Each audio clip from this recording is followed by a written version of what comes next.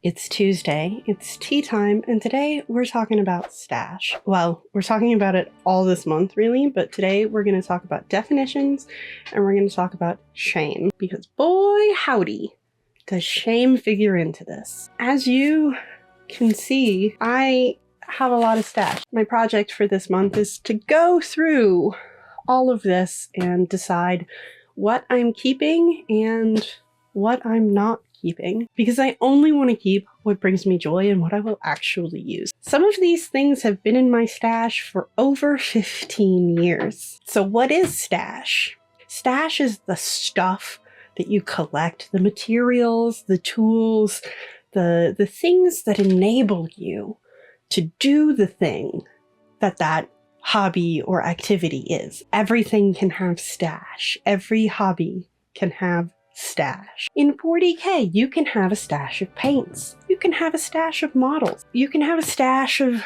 boxes of gray sprues full of parts that you haven't put together.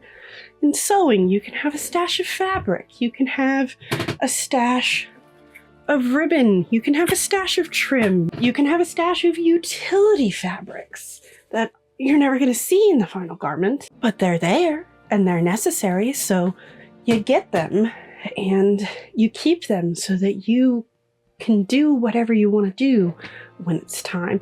Sometimes you see something at like a thrift store or a Joann and it's irresistible, right? You pick it up, you bring it home, you have no clue what you're going to do with it, but it was a great deal, so you put it in your stash. And then the stash grows and grows and grows and grows. Stash is just the collection. Because, you know, we all have hobbies, and our number one hobby that we all have is collecting craft supplies. Let's just be honest with each other here. Every single one of us who is here, that's your main hobby. You collect craft supplies, you collect sewing supplies, you collect 40K supplies, you collect crochet supplies, you collect knitting supplies, you collect spinning supplies, and some of you don't even know how to spin yet. I'm not here calling you out. Let me state that very clearly. I am not calling you out. It is just the reality of things. We have to accept reality in order to take the things that are in our heads and make them into reality. So first, we all have to face that we have stash. That is our number one hobby. We like to surround ourselves with beautiful things. And there's nothing wrong with that. Look me in the eye here. There is nothing wrong with that. Let me repeat that. There is nothing wrong with that. Okay? Ground rules. We do not feel shame for our stash. Every single thing that we have in our stash is there because at one point it sparked joy. It gave us inspiration. We had an idea. We knew that we were going to use it. And it's okay if that changes over time. I'm in that moment myself with, do I need this? I've kept scraps of things. So many scraps of things that I need to go through now and decide whether it's going to become something or it needs to find a new home. And that's okay.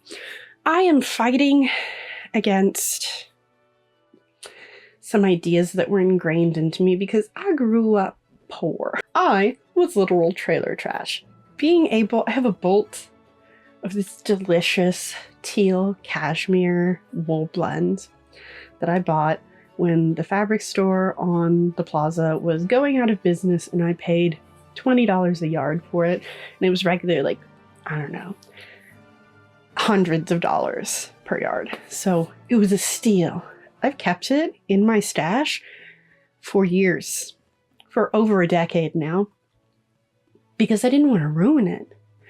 Because I was never going to be able to get that again. I would never be able to afford that again. The scarcity mindset has kept me from making things that I enjoy because I don't want to mess up the things that I have luckily managed to come across. I have been incredibly lucky in my stash acquisition journey. I have been so lucky to find things that I could afford, that I do love, that will make some beautiful projects. But I have been operating under the worry that it's not going to turn out like I want it to, and so it just sits in my stash. And then I get something new for a different project, and I do that project first because this is too pretty. This is too pretty to mess up. That's a topic for next month, but for now, we're just going to accept the reasons that things have come into our stash. We're going to take a deep breath, and we're going to evaluate.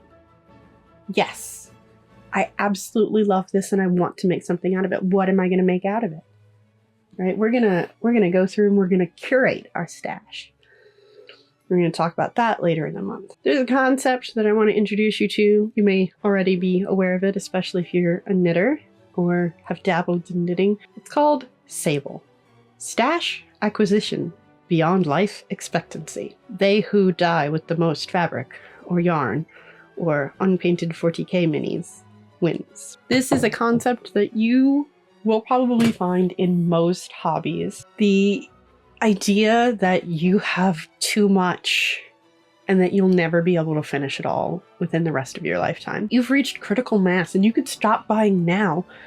You could retire on what you have now. I don't think that I am quite at Sable yet, but I do think that I could weather a recession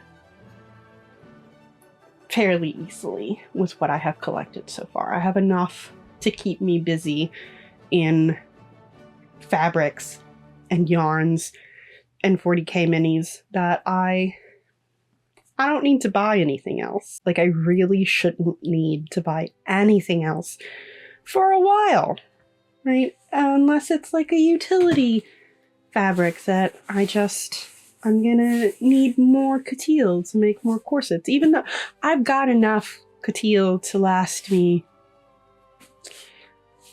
I've got enough coutil to last me probably about 7 or 8 corsets.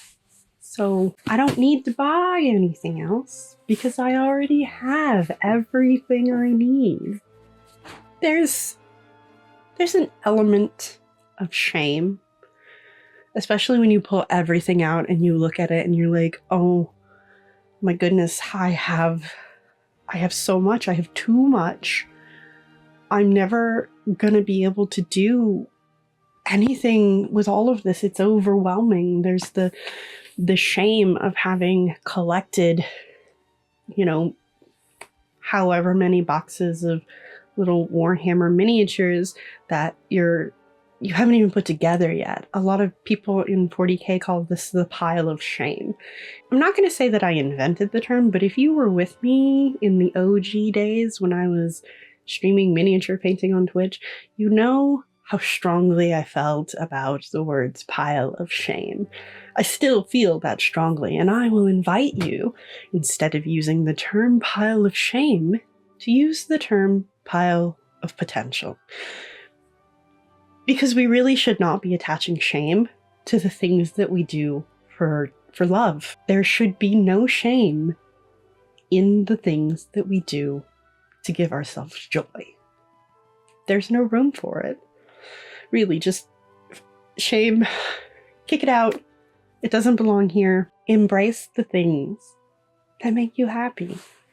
It's okay to have things that make you happy. It's okay that you haven't used them yet. It's okay.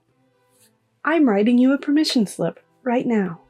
It's okay. And I'm not sitting here trying to convince myself, because I have already convinced myself. I wouldn't be doing this if I had not already gotten over my mental blocks about, oh my gosh, I have too much. This is terrible of me to have collected so much that I'm not using, because I am going to use it. And when I'm not going to use, I will find someone who will use it. I have a lot of crafting friends. I know who wants what. I can rehome things. And if I don't know a specific person, there's Scraps KC that I can donate to.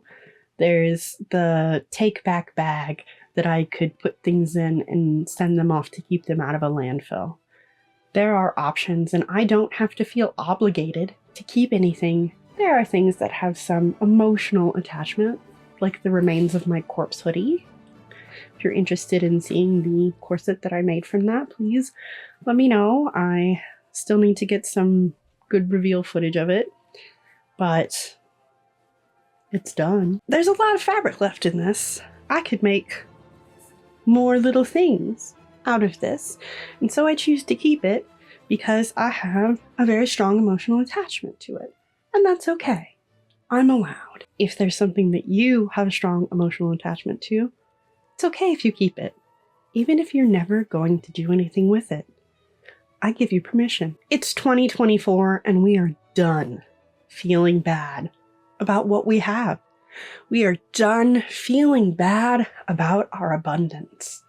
We are done feeling bad about the things we don't have. That's just an opportunity to look for things to bring us joy.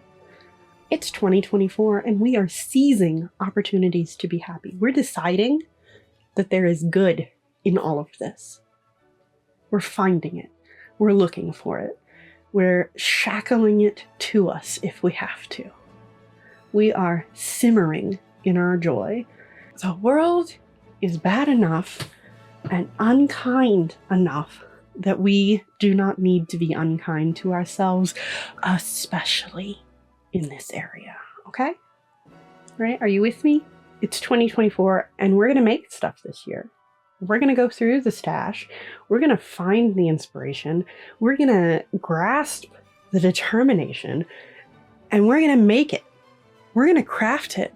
We're gonna tagline, craft a life worth living. You and me, let's do it.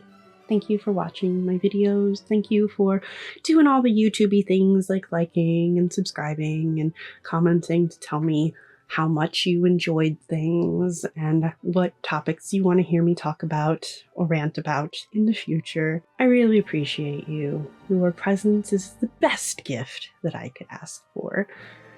Just a little note of housekeeping before we go today. I have canceled my Patreon. They're being dumb, and I'm not having anything of it anymore.